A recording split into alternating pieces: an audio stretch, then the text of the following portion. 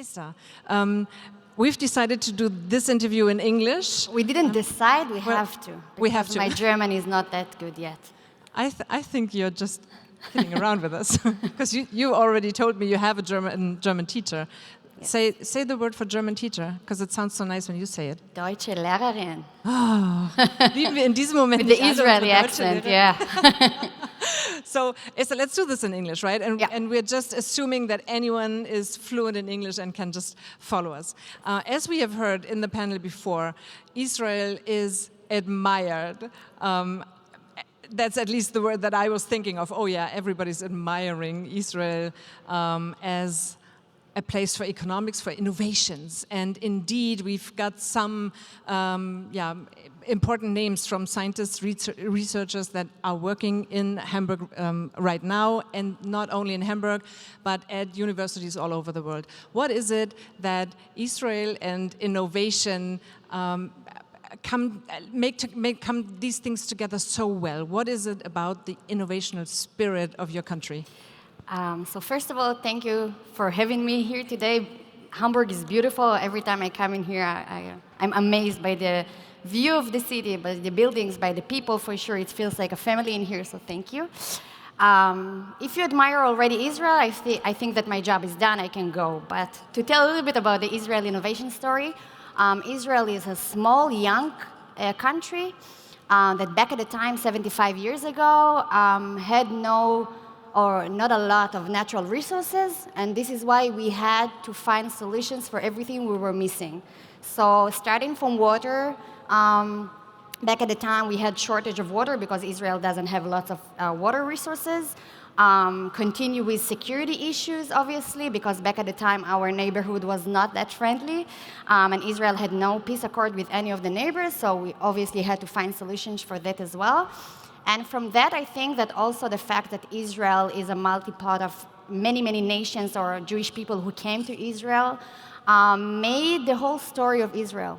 We have to find solutions, and we had no one to help us because the neighborhood was a little bit hard or difficult. So we did, out of necessity come the solution. And I think this, to summarize, this is the Israeli innovation spirit. And also because Israel is a very, very, very small economy. From day one, all the Israeli entrepreneurs, and you can find some of them in here, and I encourage all of you during the break, during the session, during these 2 days to go there and meet some great companies, thinking globally. So from inventing the solution to implement it, to be able to adjust it to local markets, among them Germany. From day one, we think globally, and this is also part of the story. We don't think about the Israeli economy, we think about how we can do better with other international partners. So coming from this bird's eye perspective, let's take a deep dive and at least give us some examples. Which companies with which businesses are already active in Germany? So luckily, as part of my job in here to promote the Israeli industry, it's very easy. Germany is the number 1 or number 2 destinations for Israeli economy in Europe. So we have many, many, many companies who are active in Germany already. To name a few, Mobilität, which you all know from the automotive and mobility sector, is implemented in almost any German brand, tier 1 in BMW and Volkswagen and others. Just recently, we heard about a company called Imagery that initiated a cooperation with Continental, with the tires, to have autonomous parking as a first project. We have companies in here, actually, who is active in Germany. Look Security, who provides cyber solutions. We have Innoviz, obviously, that also produce the chips for different solutions for autonomous vehicles. We have Sensors with us also, who provide an amazing, innovative solution for logistics, and you have Oliver over there to elaborate about it afterwards. And this is just to name a few for the mobility. I'm not sure if you can hear me.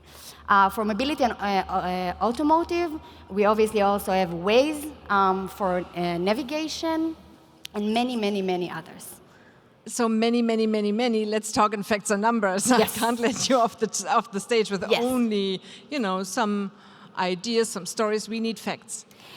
So in general, for automotive and mobility sector in Israel, there are more than 650 companies active within these two sectors.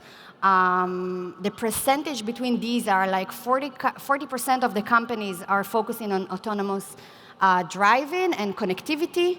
About 35% is for mobility services.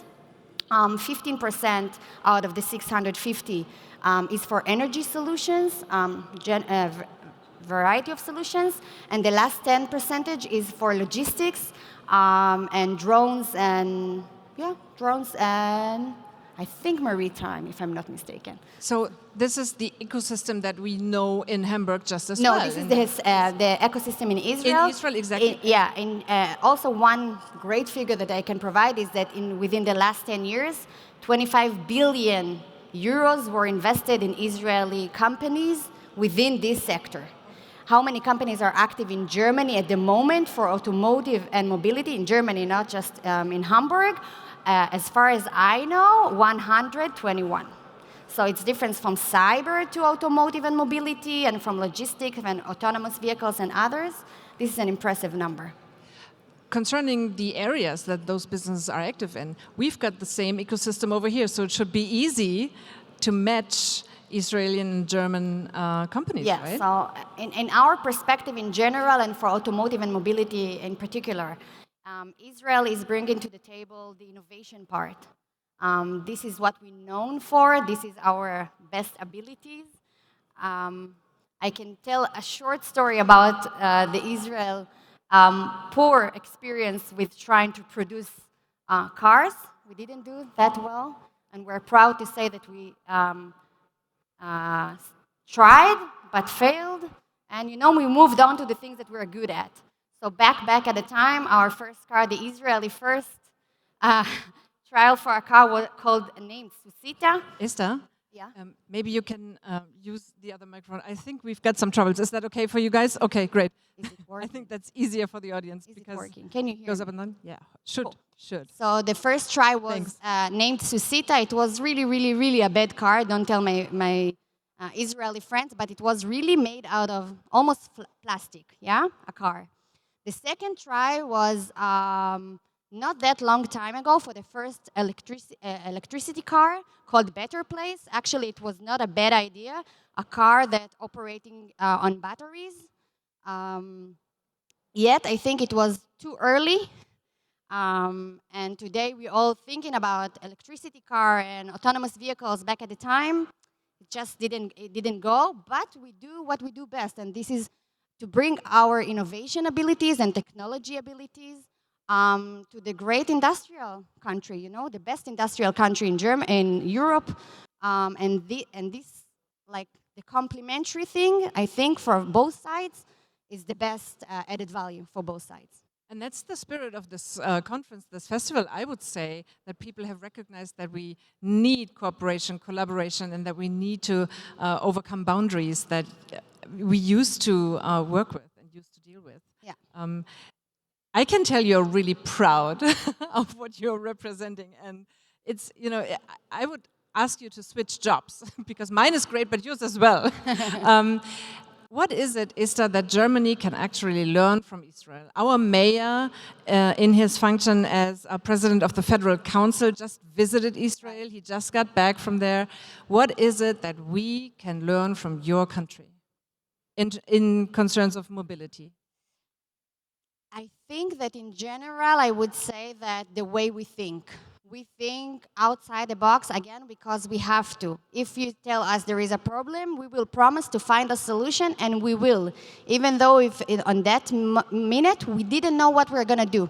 But if we promise, we're going to deliver. From the other side, we have a lot to learn also, yes, regarding mobility and obviously large scales and the opportunity to penetrate and to scale up. This is here, and this is why also Israeli companies want to succeed in Germany. We don't have it all. And this is why I'm saying, like, together we can be greater. But it's a two-way street, yes, right? Yeah. Totally. What do you like about the mobility system in Germany? You've been here for 3 years? 3 years, yeah. 3 years. What do you like? I mean, that does take too long, doesn't it? I like it when the trains are coming on time. Sometimes they do. With the Hamburg experience, it's always worked perfectly, and I prefer to come with the train than use my car.